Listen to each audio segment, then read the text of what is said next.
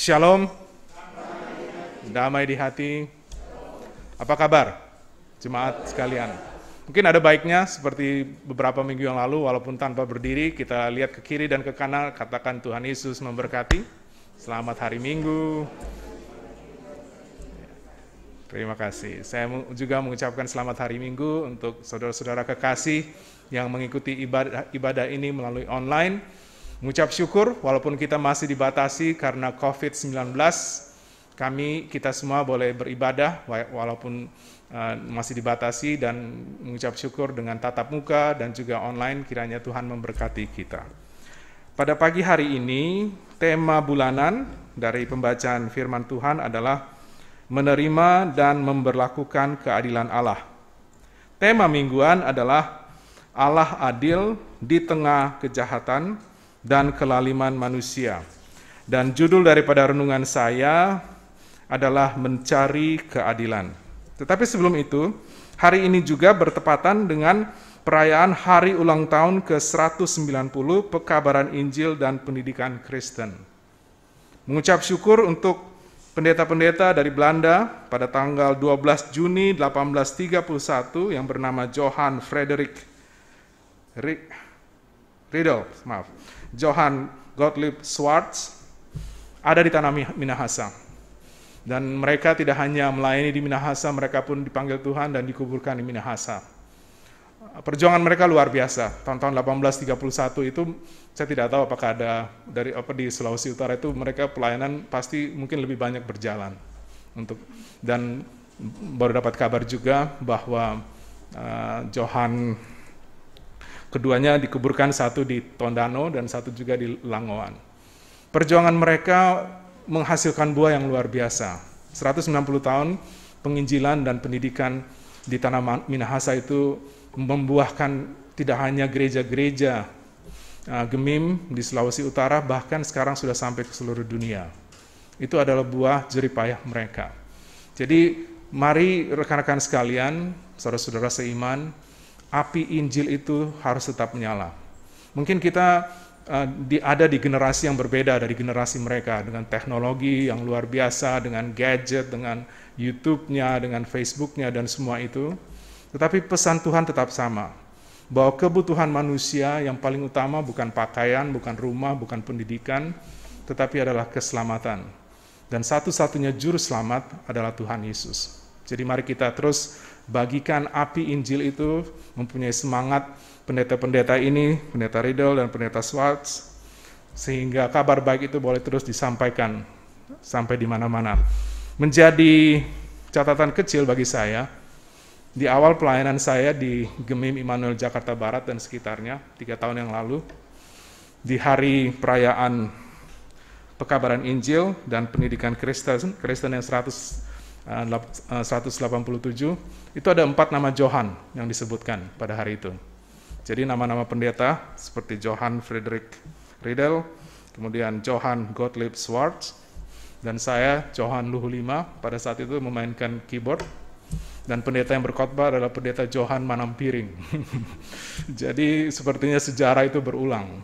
Kita mengucap syukur bahwa buah daripada pelayanan pendeta-pendeta ini sampai saat ini dan sampai seterusnya akan menghasilkan buah bila mana kita taat dan setia seperti mereka. Jadi selamat ulang tahun untuk Gemim dengan hari ulang tahun ke-190 Pekabaran Injil dan Pendidikan Kristen. Nah, masuk ke dalam renungan saya beri judul Mencari Keadilan. Saat ini di mana-mana di dunia keadilan itu menjadi tema penting. Mungkin karena beda suku, beda agama, beda status, beda kulit warna, ada saja tentang ketidakadilan. Jadi kita akan mencoba mempelajari kembali prinsip-prinsip penting tentang mencari keadilan. Yang pertama adalah definisi. Saya mencoba menjelaskannya dalam 2 hal berikutnya. Definisi tentang ketidakadilan. Yang pertama, di pihak yang benar. Mari kita lihat ayat 4 sampai dengan 6 dikatakan, "Ya Tuhan Allahku, jika aku berbuat ini, jika ada kecurangan di tanganku, jika aku melakukan yang jahat terhadap yang hidup damai dengan aku, atau merugikan orang yang melawan aku dengan tidak ada alasannya, maka musuh kiranya mengejar aku sampai menangkap aku dan menginjak-injak hidupku ke tanah dan menaruh kemuliaanku ke dalam debu. Sela. Sebagai catatan, setiap kali ada kata Sela di Mazmur, berarti jangan lanjut baca ayat 7. Kembali lagi baca ayat itu untuk direnungkan. Jadi untuk ketidakadilan harus ada satu pihak yang di posisi yang benar. Ya. Kemudian yang kedua, diperlakukan salah. Jadi seorang yang ada di pihak yang benar seperti Raja Daud diperlakukan dengan salah. Mari kita lihat ayat 1 sampai dengan 3. Dikatakan nyanyian ratapan Daud yang dinyanyikan untuk Tuhan karena Kus orang Benyamin. Nah, Kus ini dari suku Benyamin. Saya pelajari bahwa mereka adalah keluarga atau saudara-saudara Raja Saul, raja sebelum Daud, yang tidak bersahabat saat Daud sebelum menjadi raja dan juga sesudah menjadi raja. Dan kita lihat ayat 2, bagaimana mereka mengejar Daud seperti singa yang siap menerkam. Ayat 2 dikatakan, ya Tuhan Allahku, padamu aku berlindung, selamatkanlah aku dari semua orang yang mengajar aku, dan lepaskanlah aku.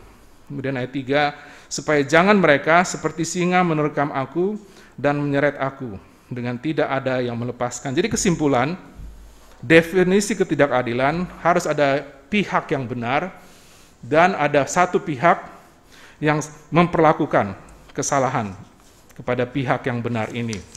Kemudian yang kedua, deskripsi. Deskripsi ini tentang keadilan Tuhan saya bagi 3 bagian. Pembelaan, penghakiman, dan penghukuman. Pembelaan, Daud sebagai raja karena tahu bahwa ia adalah orang yang tulus hati di pihak yang benar, maka ia percaya Tuhan menjadi pembelanya. Jadi seperti saya beberapa waktu yang lalu saya hadir pertama kali di suatu ruang sidang di kejaksaan di Jakarta, ruang pengadilan di Jakarta Pusat, dan di situ lengkap. Ada hakim, ada penuntut, ada pembela, dan ada yang bersalah. Pertama kali saya melihat, dan ini gambarannya bagaimana Daud, karena tahu bahwa dia benar, maka Tuhan membelanya. Di ayat 11 dikatakan, perisai bagiku adalah Allah yang menyelamatkan aku, orang-orang yang tulus hati. Yang kedua, ayat 12, Allah adalah hakim yang adil, dan Allah yang murka setiap saat. Keyakinan Daud juga berdasarkan karena karakter Tuhan yang adalah kebenaran. Tuhan tidak akan membiarkan kesalahan, kejahatan, dan ketidakadilan terus berlangsung. Walaupun mungkin keadilan Tuhan tidak segera terjadi, tapi satu hari keadilan akan dinyatakan. Dengan ini, kita dapat menyerahkan ketidakadilan yang kita alami kepada Tuhan karena pembalasan adalah hak Tuhan. Kemudian penghakiman, ayat 13 dan 14, Daud menggambarkan Tuhan sebagai perwira perang yang siap masuk dalam peperangan melawan mereka yang jahat, yang melakukan ketidakadilan dan tidak mau bertobat. Mari ikuti saya ayat 13. Sungguh, kembali ia mengasah pedangnya, melentur busurnya dan membidik. Terhadap dirinya, ia mempersiapkan senjata-senjata yang mematikan dan membuat anak panahnya menjadi menyala. Ya, Tuhan selalu memberi kesempatan bagi mereka yang melakukan kejahatan atau ketidakadilan untuk berubah dengan sadar sendiri. Tetapi bila mereka tidak berubah, Tuhan akan menghakimi dengan adil. Kemudian penghukuman. Mari kita lihat ayat 15 sampai dengan 17. Sesungguhnya orang itu hamil dengan kejahatan. Ini menunjukkan kita kalau tidak bertobat, belum mengenal Tuhan Yesus. Pertama, hamil dengan kejahatan, mengandung kelaliman dan melahirkan dusta. Kemudian ayat 16, ia membuat lubang dan menggalinya, tetapi ia sendiri jatuh ke dalam pelubang yang dibuatnya. Ayat 17, kelaliman yang dilakukannya kembali menimpa kepalanya, dan kekerasannya turun menimpa batu kepalanya. Saudara-saudara seiman, kadang-kadang penghukuman Tuhan itu seringkali terjadi sejajar dengan prinsip tabur tuai. Kalau kita menggali lubang untuk mencelakakan orang lain, seringkali kita sendiri akan jatuh dalam lubang itu. cepat atau lambat. Dan kemudian saya jadi teringat catatan kedua, Tuhan mengizinkan adanya pemerintah, salah satu fungsinya adalah menghargai mereka yang melakukan yang baik dan juga menghukum mereka yang tidak melakukan yang baik. Itu salah satu fungsi. Jadi kembali kita kesimpulan daripada bagian ini bahwa Tuhan Maha Adil. Dia akan membela mereka yang tulus hati. Waktu Tuhan, penghakiman pasti akan terjadi, keadilan pasti akan terjadi. Dan seringkali, seperti ayat yang kita baca sesungguhnya, ayat 16, ia membuat lubang dan menggalinya, tetapi ia sendiri jatuh ke dalam pelubang yang dibuatnya. Ayat 17, kelaliman yang dilakukannya kembali menimpa kepalanya, dan kekerasan turun menimpa batu kepalanya. Jadi penghukuman itu seringkali dalam bentuk tabur tuai. Kemudian yang nomor 3, solusi. Yang pertama definisi ketidakadilan, yang kedua deskripsi Tuhan yang adil. Lalu solusinya apa? Ada 3 hal menjadi solusi bagi kita yang mencari keadilan. Yang pertama, naikkan permohonan atau naikkan doa. Ayat 2 dikatakan, ya Tuhan Allahku, padamu aku berlindung, selamatkanlah aku. Ya, saya percaya Tuhan dapat merubah hati manusia.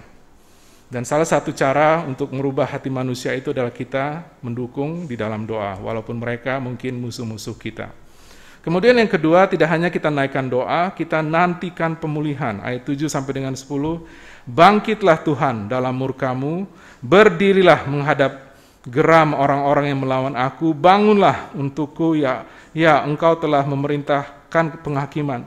Biarlah bangsa-bangsa berkumpul mengelilingi engkau, dan bertahta di atas mereka di tempat yang tinggi. Tuhan mengadili bangsa-bangsa, hakimilah aku Tuhan, apakah aku benar dan apakah aku tulus ikhlas. Biarlah berakhir kejahatan orang fasik, tetapi teguhkanlah orang yang benar. Engkau yang menguji hati dan batin orang, ya Allah yang adil. Jadi di sini Daud mengharapkan Tuhan yang adalah hakim yang adil, menjalankan keadilannya dalam kasusnya dia. Dan hakim yang adil akan membela yang benar dan akan menghukum yang salah. Pemulihan terjadi, yang benar akan dinyatakan bersalah, yang benar dinyatakan tidak bersalah, dan yang salah akan dihukum. Sebagai catatan, yang salah akan dibenarkan dan yang benar akan semakin baik. Tuhan itu hakim yang adil. Sebagai ilustrasi, ada seorang pemuda lagi zaman-zaman kritisnya dia memikirkan masalah-masalah hidup. Satu kali dia lewat di satu kebun dan dia lihat ada buah semangka. Kemudian dia lihat ada pohon almond, kacang almond. Kemudian dia bilang dalam ucapan hatinya, Tuhan, engkau tidak adil. Engkau buat buah semangka itu begitu besar, tapi pohonnya kecil, cuman carang yang kecil di tanah. Kemudian buah almond, kacang, pohon itu tinggi sekali dan lebat. Engkau tidak adil. Tiba-tiba ada satu buah almond jatuh dari pohon dan kena kepalanya. Dan di situ dia memuji Tuhan. Tuhan, engkau adil. Ya, tolong dipikirkan.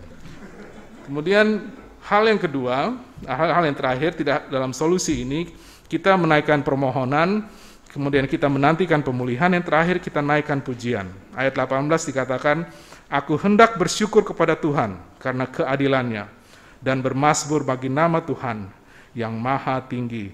Sebagai catatan, 3 kali kata yang maha tinggi. Ini menunjukkan dalam pasal ini menunjukkan bahwa Tuhan berdaulat. Janji Daud bila keadilan dinyatakan, Tuhan akan dipuji. Walaupun keadilan belum terjadi, Daud percaya pada waktunya keadilan akan dinyatakan dan ia akan menaikkan syukur. Terakhir, implementasi. Kita telah mempelajari definisi ketidakadilan, deskripsi Tuhan yang adil, solusi, kemudian implementasi. Bagaimana dengan kita saat ini yang menghadapi ketidakadilan? Mungkin ada ketidakadilan dalam rumah tangga. Mungkin ada ketidakadilan dalam kampus, dalam sekolah, apapun sumbernya. Mungkin ada ketidakadilan dalam pekerjaan kita, bahkan dalam pelayanan kita. Lalu sikap kita bagaimana? Prinsipnya jelas. Yang pertama, cek dulu hati kita. Apakah kita di posisi yang benar? Kalau kita di posisi yang salah, jangan minta keadilan. Ya, mungkin kita harus bertobat dulu, minta ampun dan minta maaf kepada orang yang kita lakukan kesalahan. Kemudian yang kedua, kita percaya bahwa Tuhanlah hakim yang adil. Pada waktu Tuhan semuanya akan dibereskan. Solusinya sama, kita berdoa, kita menunggu, dan kita berjanji akan memuji Tuhan bila keadilan itu dinyatakan.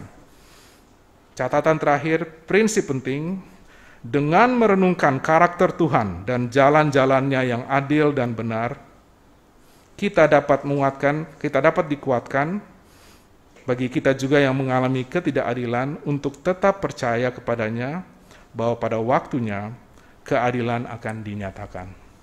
Tuhan Yesus memberkati pemberitaan dan penerapan firman-Nya. Haleluya. Amin.